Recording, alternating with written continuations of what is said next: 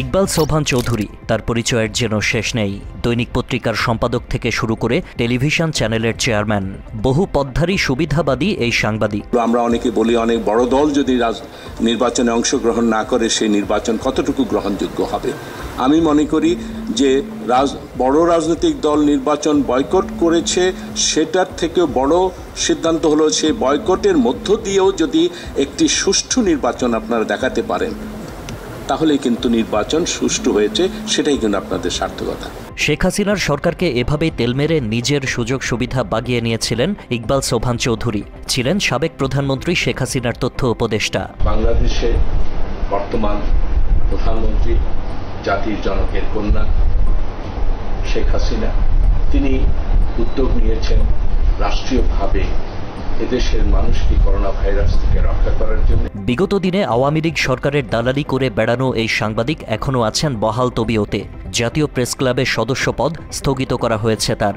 একই সঙ্গে press accreditation কার্ডও বাতিল হয়েছে ইকবাল সোবহান চৌধুরীর। তবে বিভিন্ন অনিয়ম দুর্নীতি করে বেড়ালেও এখনও গ্রেপ্তার হননি তিনি। জুলাই আগস্টের আন্দোলনে ছাত্র জনতার বিরুদ্ধে অবস্থান নিয়ে প্রশাসন ও সরকারকে গণহত্যায় সরাসরি ইন্ধন জুগিয়েছেন ইকবাল সোবহান চৌধুরী। উন্নয়নের বুলি আউড়িয়ে ছাত্র জনতার বুকে গুলি চালানোর নির্দেশনাও দিয়েছেন সাংবাদিক রূপী এই ঘাতক। কিন্তু যারা এই মেট্রো রেলে আগুন দিয়েছে, যারা আমাদের সাংবাদিকদের হত্যা করেছে, যারা সাধারণ শিক্ষার্থীদের নিহত করেছে, যারা এদেশের রাষ্ট্রীয় সম্পদ ধ্বংস করেছে, তাদের দমন করার ক্ষেত্রে কোনো দুর্বলতা আপনার কাছে আমরা প্রত্যাশা করি না। কঠোর হস্তে তাদেরকে দমন করতে হবে। তবে সবকিছু দমিয়ে বহু মানুষের রক্তের বিনিময়ে এদেশ স্বৈরাচার মুক্ত করেছে ছাত্র জনতা। শহীদদের রক্তের দাগ শুকানোর আগেই ভুল পাল্টে সুবিধা নিয়ে যাচ্ছেন ইকবাল সোবহান চৌধুরী। ছবি তুলে বেড়াচ্ছেন বাংলাদেশ জামায়াতে ইসলামের আমির শফিকুর রহমানের সঙ্গে। কিন্তু 1975-এ দুটি ধারা সৃষ্টি হয়েছে। একটি হলো মুক্তিযুদ্ধের চেতনার পক্ষে, অসাম্প্রদায়িক বাংলাদেশের পক্ষে, আরেকটি হলো মুক্তিযুদ্ধের চেতনার বিপক্ষে এবং মৌলবাদী জঙ্গিবাদীদের পক্ষে। 75-এর পরে একেবারে 96 পর্যন্ত 21 বছর তারা কিন্তু বিভিন্ন আমাদের রাষ্ট্রীয় খাতে তারা কিন্তু জেকে বসেছে। অথচ এই জামায়াতে ইসলামীকেই ঘাতক, যুদ্ধাপরাধী সহ বিভিন্ন মনগড়া তকমা দিয়েছেন তিনি নিজেই।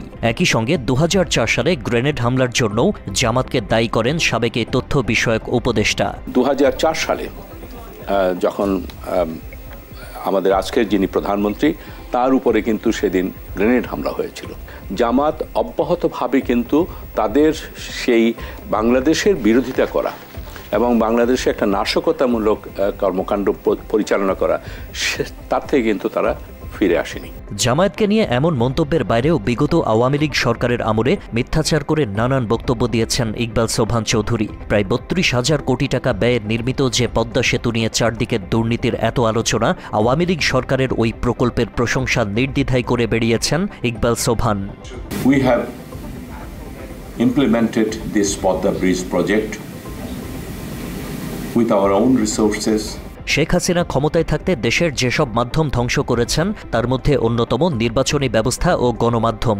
এদেশের মানুষের যেমন ভোটের অধিকার কেড়ে নেওয়া হয়, তেমনি ক্ষুণ্ণ করা হয় বস্তুনিষ্ঠ সাংবাদিকতার সুযোগ। অথচ মুক্ত সাংবাদিকতার নামে বিভিন্ন বক্তব্য দিয়ে কি ভণ্ডামিটাই না করেছেন ইকবাল সোবহান চৌধুরী। সাংবাদিকরা, গণমাধ্যম যেন নির্বিঘ্নে, নিরাপত্তার সাথে এবং বাধাহীনভাবে, বস্তুনিষ্ঠভাবে এবং দায়িত্বশীলতার সাথে তারা যেন ভূমিকা পালন করতে পারে, এই ব্যাপারে আপনি নিশ্চয়তা দেবেন গণমাধ্যমের অভিভাবক হিসাবে। এটি আমাদের আপনার কাছে দাবি। এর বাইরে বিতর্কিত ডিজিটাল নিরাপত্তা আইনের 57 ধারা নিয়েও সাধু সেজেছেন ইকবাল সোবহান। অথচ বাস্তবে আওয়ামী লীগের এজেন্ডা বাস্তবায়নেই ব্যস্ত থেকেছেন সর্বদা। বিভিন্ন সাংবাদিকদের বিরুদ্ধে এই মামলায় তাদেরকে নির্যাতন করা হচ্ছে। ইতিমধ্যে আমাদের সেই প্রতিবাদের মুখে আইনমন্ত্রী সাহেব, মাননীয় আইনমন্ত্রী, তিনি কিন্তু ঘোষণা দিয়েছেন যে এই 57 ধারাটি বাতিল করা হবে। বিগত দিনে নির্বাচন প্রসঙ্গে সাবেক প্রধানমন্ত্রী শেখ হাসিনার সঙ্গে বহুবার সংলাপে বসার ইচ্ছা প্রকাশ করেছে দেশের রাজনৈতিক দলগুলো। তবে আওয়ামী লীগ সরকারকে সংলাপে বসতে বরাবরই নিরুৎসাহিত করেছেন ইকবাল সোবহান। কোন রাজনৈতিক দল আসবে, কোন রাজনৈতিক দল নির্বাচন বয়কট করবে, সেটা তাদের রাজনৈতিক সিদ্ধান্ত। আপনাদের সিদ্ধান্ত হলো যে নির্বাচন দায়িত্ব আপনার এবং নির্বাচন আপনি সুষ্ঠুভাবে করছেন। গত 16-17 বছরে আওয়ামী লীগ সরকারের সবচেয়ে বেশি রোষানলে পড়েছে বিএনপি। সুষ্ঠু নির্বাচন এবং গণতান্ত্রিক অধিকারের দাবিতে দীর্ঘদিন আন্দোলন সংগ্রাম করে গেছে দলটি। তবে বিরোধী দলগুলোর যে রাজনীতি করার অধিকার রয়েছে সেটি ভুলে গিয়ে বরং কাটা ঘায়ে নুনের ছিটা দিয়েছেন ইকবাল। শক্তি দেখিয়েছেন শেখ হাসিনা 15 ফেব্রুয়ারির পরে। 1 মাসের মধ্যে আপনাকে তথাকথিত নির্বাচিত সরকারকে হটিয়ে দিয়ে তিনি আবার নির্বাচনকে বাধ্য করেছিলেন। আপনি যদি পারেন করেন। একই সঙ্গে বিএনপি চেয়ারপারসন ও সাবেক প্রধানমন্ত্রী খালেদা জিয়াকে নিয়েও অসম্মানজনিত মিথ্যাচার করেছেন এই আওয়ামী দালাল। জাতির পিতার হত্যার বিচারে যখন সারা দেশ যখন শোক দিবস পালন করে, আপনি সেই সময় একটা নূতন আপনার জন্মদিন আবিষ্কার করে আপনি সেখানে কেক কেটে উল্লাস করতেন। বিএনপি জামায়াত সহ অন্যান্য রাজনৈতিক দলের নামে বিভিন্ন বদনাম করে বেড়ালেও ইকবাল সোবহানের কাছে সব সময় প্রশংসিত হয়েছে আওয়ামী লীগ, শেখ মুজিব ও তার পরিবার। বঙ্গবন্ধু সারা জীবন জেল খেটেছেন আর তার পরিবারকে আগলে রেখেছেন বঙ্গমাতা। এবং আজকে যিনি প্রধানমন্ত্রী এবং তার ছোট বোন শেখ রেহানা সৌভাগ্যবশত আল্লাহর দয়ায় তারা বেঁচে গিয়েছিলেন। তারা লিখেছেন, তাদের লেখাতেই তারা লিখেছেন যে কিভাবে তারা বড় হয়েছেন, কিভাবে তারা শিক্ষাঙ্গনে যেতেন। বিগত দিনে দেশের সাধারণ মানুষ থেকে শুরু করে রাজনৈতিক দলের নেতাকর্মীদের বিভিন্নভাবে নির্যাতনের অভিযোগ রয়েছে পুলিশ বাহিনীর ওপর। ইকবাল সোবহানের প্রশংসা থেকে বাদ যায়নি পুলিশের প্রসঙ্গও। অর্থাৎ জনবিরোধী কাজে যারাই জড়িত থেকেছেন, সুবিধা নেয়ার লোভে তাদেরই প্রশংসা করেছেন তিনি। আমাদের পুলিশ বাহিনী তাদের ভূমিকা সরকারের নির্দেশ অনুযায়ী তারা করছে এবং এই নির্দেশ পালন করতে গিয়ে তারা কিন্তু ঝুঁকিকে মোকাবেলা করেই কিন্তু এই কাজগুলো করছে। ইকবাল সোবহানের পল্টিবাজির নজির আছে অসংখ্য। 2019 সালে বুয়েটের শিক্ষার্থী আবরার ফাহাদকে বিচার বহির্ভূতভাবে পিটিয়ে হত্যা করে ছাত্রলীগের প্রেতাত্মারা। সন্ত্রাসী কর্মকাণ্ডের জন্য সংগঠনটি ইতিমধ্যেই নিষিদ্ধ হয়েছে। অথচ আবরার ফাহাদকে পিটিয়ে হত্যার এই ঘটনাকেও ষড়যন্ত্র বলে চালিয়ে দিয়েছেন ইকবাল সোবহান।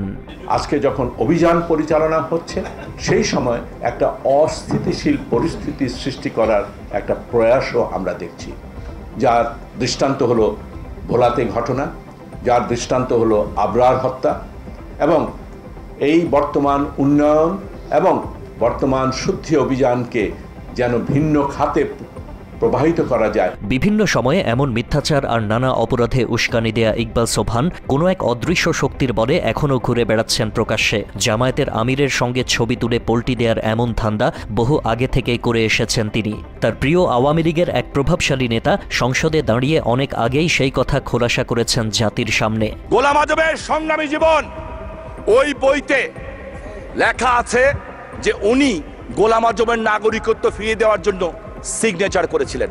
সিগনেচারের কপিও আছে সংগ্রাম পত্রিকায়। কে এই লোকটা? কে? উনি তো আমাদের মধ্যেই ঘোরাফেরা করেন, প্রগতিশীল সাজেন, আর এই সংসদের সংসদ সদস্যদেরকে মাদকের সম্রাট বানানোর চেষ্টা করছেন। ওনার নাম ইকবাল সোবহান চৌধুরী, মাননীয় স্পিকার। এক সময় জামায়াতের নেতার পক্ষে বক্তব্য, আরেক সময় জামায়াতকে জঙ্গি দল হিসেবে আখ্যা দেয়া, সবই ইকবাল সোবহানের ধান্দা। সেদিন গোলাম আজমের পক্ষ নেওয়া ছিল যেমন নিজের সুবিধা বাড়ানোর কৌশল, তেমনি জামায়াত সহ অন্যান্য রাজনৈতিক দলের বদনাম করে প্রধানমন্ত্রীর উপদেষ্টা পদ বাগিয়ে নেওয়া তার আরেকটি কূটবুদ্ধি। সেই ধারাবাহিকতায় বর্তমান জামায়াতের আমির শফিকুর রহমানের সঙ্গে ছবি তোলাও তার আরেকটি ধান্দা।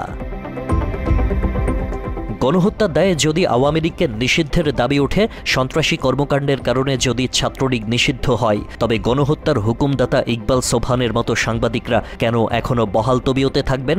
এমন প্রশ্ন আপামর মানুষের। আশিক আহমেদ, বাংলা এডিশন।